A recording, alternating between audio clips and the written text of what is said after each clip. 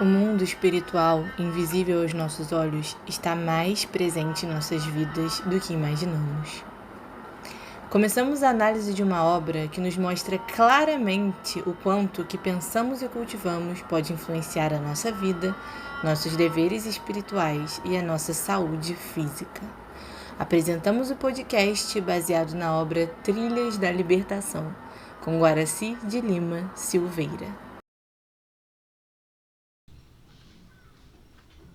Neste capítulo, o médium Davi e o Dr. Hermann Grass, nós vamos observar o funcionamento de um centro espírita.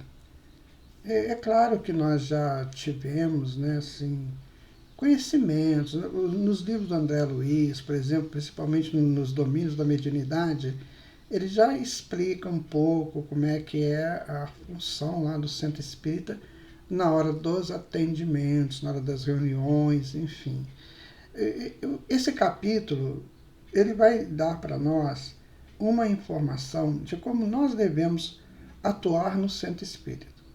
Tanto quanto nós estivermos no centro como trabalhadores, ou às vezes a gente vai a um centro como um frequentador que vai lá assistir uma palestra. Então ele vai mostrar para nós como é que funciona essa intimidade espiritual do centro espírita. Então vamos ao a nossa narrativa, né? O médium Davi e o Dr. Hermann Grass. A primeira fase das nossas observações teria lugar em uma sociedade espírita na qual se realizavam cirurgias mediúnicas objetivando a ação da caridade em favor de enfermos portadores de patologias variadas.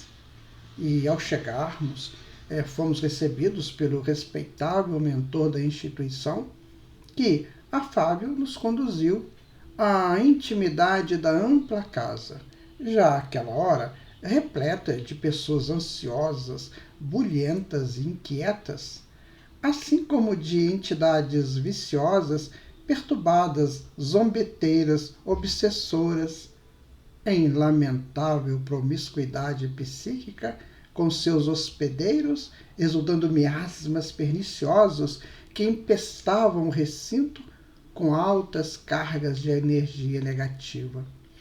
Percebendo minha perplexidade, que não pude dissimular, o irmão Vicente, o nosso anfitrião, como justificando a ocorrência, elucidou. Nossa casa foi fundada há mais de uma trintena de anos por abnegados corações que planejavam dedicar-se a vivências dos postulados espíritas. Estabelecido o projeto e tendo-se em vista a excelência dos propósitos acalentados, fomos destacados para cooperar com esses amigos de forma que o programa se tornasse realidade. Naquela ocasião, as dificuldades para a materialização da ideia eram muitas, seja pelos preconceitos existentes na cidade em relação ao espiritismo, seja pela inexperiência dos membros do grupo. Todos, porém, uniram-se com devotamento e deram início ao trabalho. Interessados em aprofundar os conhecimentos da doutrina para mais e melhor servirem, estabeleceram um roteiro de estudos e, pouco a pouco, conseguiram uma casa de aluguel que viriam a adquirir mais tarde, reformando-a por diversas vezes, para que atendesse às necessidades de crescimento, resultando no bem equipado edifício no qual nos encontramos. Olha, alguns dos fundadores já desencarnaram e hoje cooperam conosco, tentando preservar os objetivos iniciais que os emularam ao labor. Sucede, porém, que no último ano, por distração, os atuais administradores, muito preocupados com os fenômenos mediúnicos em detrimento dos objetivos essenciais da doutrina, eles cederam às pressões psíquicas dos espíritos levianos. Não obstante as nossas incessantes admoestações e advertências, enveredaram pelo sinuoso caminho das curas e cirurgias mediúnicas, atraindo multidões de necessitados, portadores, porém, de total desinteresse pela cura real, que transformaram o recinto no tradicional pátio dos milagres impossíveis. Diariamente, ou melhor dizendo, especialmente 2 vezes por semana, desde a noite da véspera, afluem enfermos de todos os matizes, para a maioria dos quais a doença ainda é a melhor terapêutica de iluminação, desejosos, no entanto, da cura sem responsabilidade e da saúde sem compromisso de elevação moral. Eu gostaria de fazer aqui um parênteses a respeito disso, porque hoje nós temos grandes informações, né, da espiritualidade sobre essa necessidade da enfermidade para a cura real do espírito. Então nós espíritas temos que ter isso sempre em mente, porque o que nós vemos hoje ainda são aquelas formas da pessoa dizer assim: nossa, coitado, está doente, meu Deus, vamos orar, vamos pedir, vamos acabar com isso, sabe? É preciso tomar cuidado, porque essa informação que esse mentor está dando aqui é muito importante. Quando ele diz, né, a cura, né, sem responsabilidade e sem compromisso de elevação moral, não vai, ser muito interessante, não. Mas voltemos à narrativa.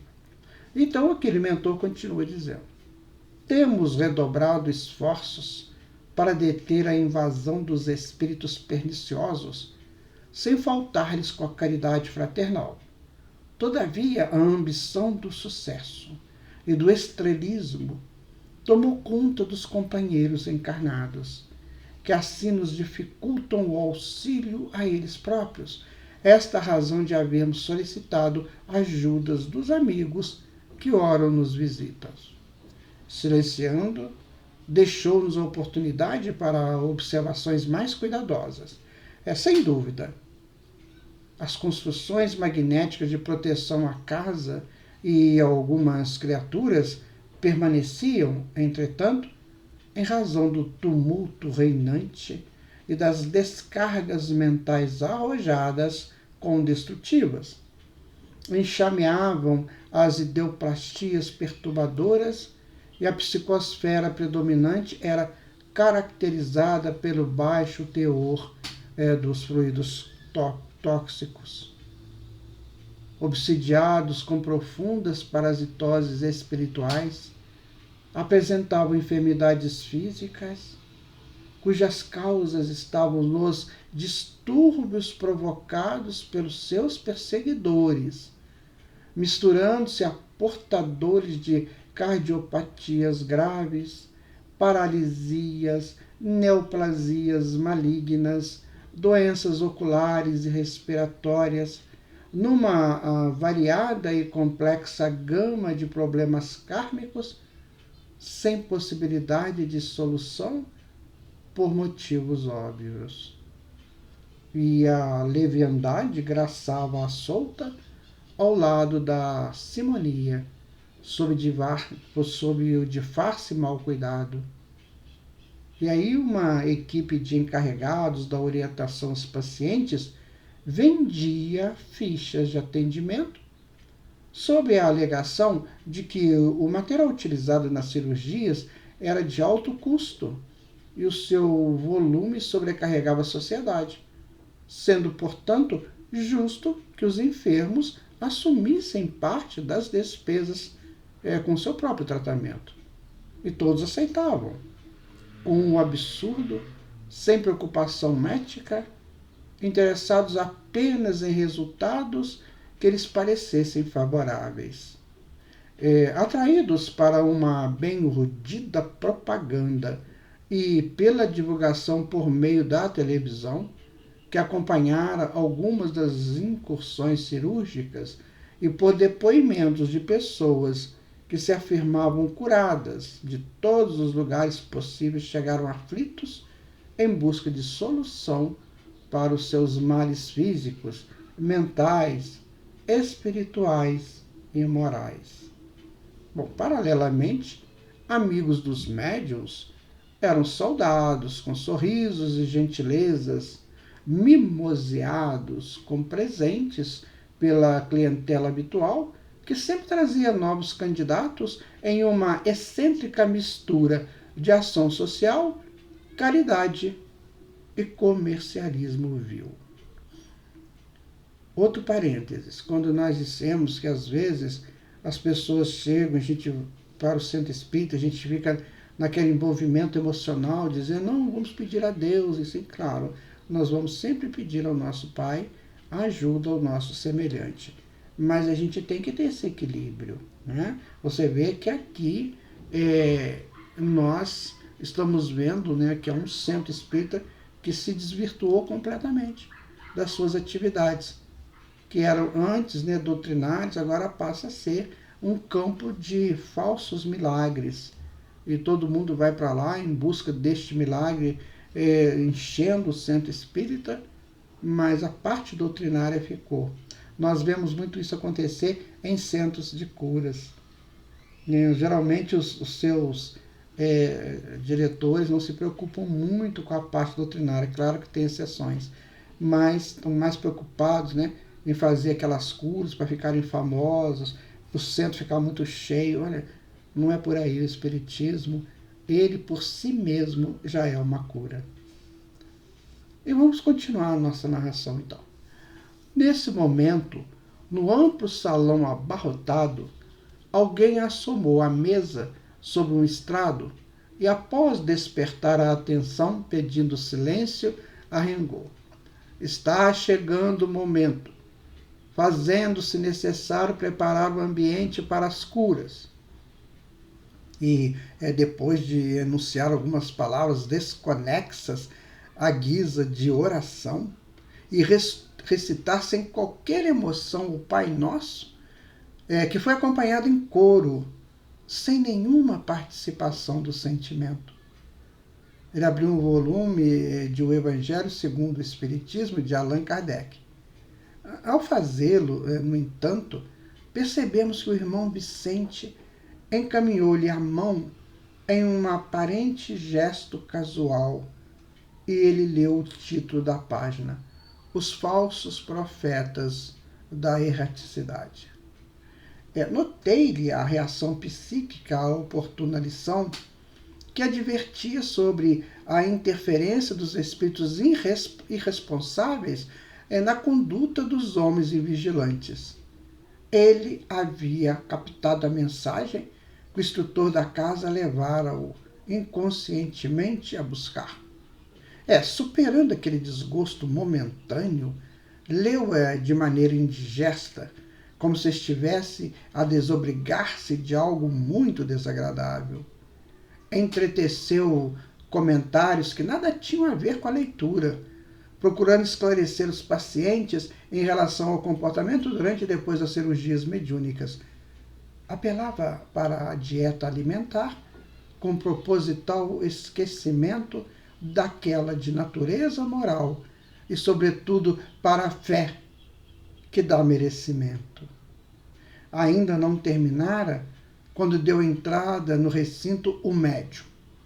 Cercado de protetores encarnados que o acolitavam com mesuras e delicadezas perfeitamente dispensáveis.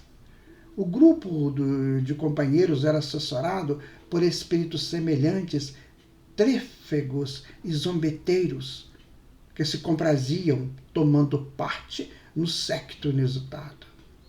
Aproximei-me do caro Vicente, que, compreendendo minhas interrogações silenciosas, explicou.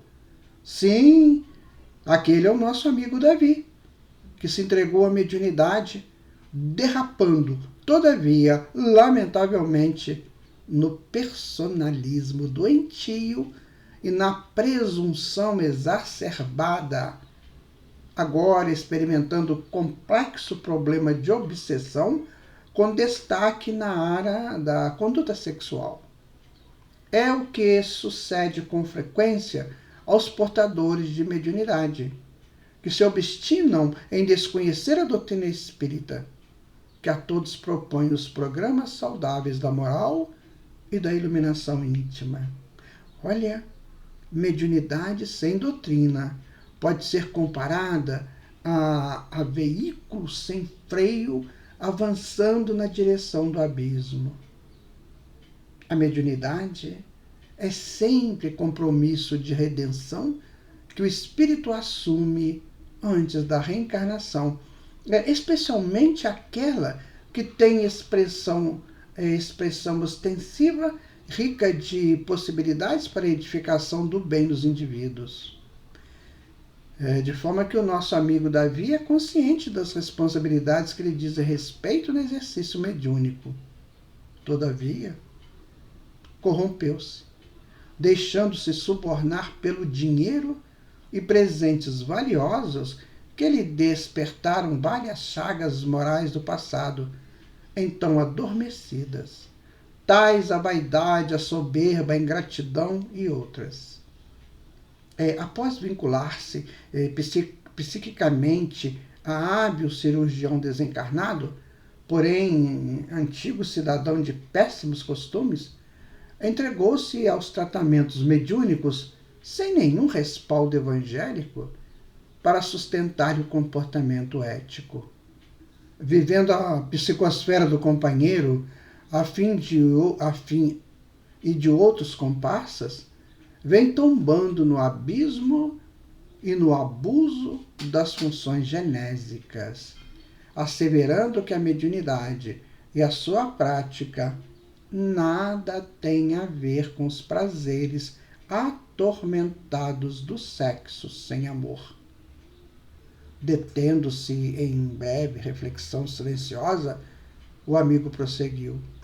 Há muitos médios enganados e enganadores neste momento tortuoso do mundo que, em vez de moralmente disciplinarem-se, justificam a conduta irregular dissociando o medianeiro da pessoa e alegando que após a desincumbência do ministério são criaturas iguais às demais, portanto com os mesmos direitos, especialmente na conturbada expressão sexual. Não discrepamos quanto aos direitos dos médios ou de outras pessoas, mas, porém, não podemos esquecer dos seus deveres de homens e mulheres probos, com responsabilidades no campo espiritual que não podem ser conduzidas com ligeireza moral ou leviandade. Sabe por quê? Porque a conduta é muito importante, mental e física, seja de qual for. Seja de qual pessoa estivesse falando, porquanto é por meio dela que se mantém a sintonia com os espíritos, conforme também ocorre entre os homens na esfera social. Então, quem conhece a verdade assina compromisso com ela. E todo aquele que se identifica com os postulados da imortalidade deve viver de forma consentânea com essa crença. Ou do contrário, a sua aceitação é falsa, destituída de fundamento e legitimidade. Então, o amigo Davi procede de experiências reencarnatórias assinaladas por graves insucessos, havendo investido muitos valores e a interferência de abnegados mentores para lograr essa oportunidade que, infelizmente, mal barata, atraindo consequências muito dolorosas para ele mesmo. Quando se apresentou em nossa casa, pedi apoio para atendimento da mediunidade de prova, que o aturdia muito. Portador de promissoras faculdades de efeitos físicos, psicofonia, clarevidência e clareaudiência, que se manifestaram desde a adolescência, produzindo-lhe compreensíveis aflições, Essas eram recursos que lhe ensejavam retificação de hábitos e morigeração de conduta, convidando-o a procedimentos saudáveis. Espírito rebelde, porém, embora conduzido a uma sociedade espírita, permitiu-se a indisciplina e o abuso nas atitudes mais simples. Benfeitores espirituais programados para colaborarem com ele junto aos necessitados foram lentamente rechaçados nos seus propósitos superiores por se negar com frequência aos exercícios de educação moral e emocional, sobrecarregando-se com o excesso de alimentos portadores de altas doses de toxinas e, sobretudo, cedendo espaço mental de início a vícios danosos que o retêm na ação perniciosa. Com o tempo, adicionou alcoólicos às atividades normais, impedindo o intercâmbio com aqueles nobres instrutores que jamais o abandonaram. Com os espaços de toda natureza, não permanecem vazios por muito tempo. Não faltaram companheiros desencarnados, ociosos e vulgares, para correrem na sua direção, preenchendo as suas necessidades, né? E aqui nós destacamos o Dr. Hermann Grass, que exerceu a medicina terrestre com atropelos morais e sem ética conveniente. Hábil cirurgião, preferiu dedicar-se ao aborto criminoso, contraindo pesados débitos perante a própria consciência e a consciência cósmica. Ao desencarnar, sofrendo amargamente, tornou-se vítima direta, que já o era indiretamente, de terrível verdugo da erraticidade mais inferior, que o explorava desde antes, fazendo-o mais infeliz. O processo de vampirização alongou-se por vários anos, complicado pela presença vingadora de algumas das suas vítimas. Depois de um largo período de sofrimento, desvinculou-se do antagonista e passou a ligar-se ao médium Davi, em quem encontrou recursos para reabilitar-se dos delitos por meio das ações dignificantes que viesse a realizar. Os mentores do médium viam na circunstância uma fórmula feliz para que ambos se ajudassem, enquanto eles próprios se dignificavam. No começo, o Dr. Hermann encontrou estímulos para essa reabilitação, de que se foi descuidando à medida que aumentava o número de necessitados e o caráter do médium se amolentava diante dos resultados materiais obtidos. Pois é, meus irmãos, minhas irmãs, né? E isso é muito sério, né? Você vê que coisa, né? Esse médium de cura, né, que podia estar ligado, né, a um espírito superior, mas a frequência dele muito baixa, né, pelos prazeres que ele buscava, os prazeres do sexo, do alimento cheio de toxinas, fizeram com que se ligasse a um espírito tremendamente comprometido com as leis de Deus. E ambos enganando aquela multidão que buscavam lá. Então nós temos que ter muito cuidado, sabe, meu amigo, minha amiga, com a prática da nossa mediunidade. Muito cuidado com as nossas opções aqui no mundo físico. O que nós realmente queremos, né? O que nós buscamos no Espiritismo e no Centro Espírita. O que nós estamos fazendo com a nossa mediunidade. Vamos pensar sério sobre isso.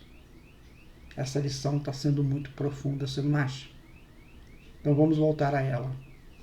Detendo-se em reflexão e com um toque de bom humor, Vicente continuou. O melhor amigo de todo médium no seu processo de evolução é sempre a dificuldade, que o impele ao bem, à oração, à meditação, conduzindo-o à humildade.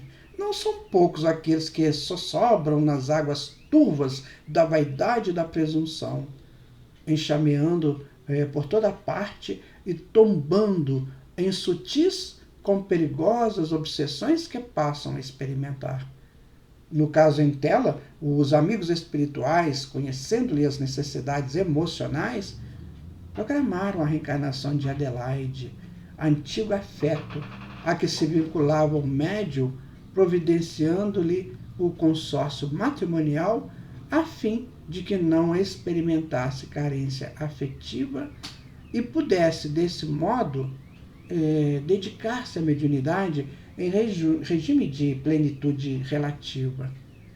Da união nasceram-lhe 2 filhinhos, que são do mesmo grupo familiar e que estão quase esquecidos pelo pai, logo passada a novidade. Arrependido do casamento, que considera a perda da liberdade pessoal ante as facilidades para o exercício do sexo em desalinho, procura desincumbir-se do compromisso sem a seriedade e a emoção que os deveres de esposo e pai lhe impõem. Desse modo, em razão da auréola de paranormal que deslumbra os ociosos e simplórios, passou a conquista de jovens e senhoras imprevidentes, incidindo em outro gênero de delitos.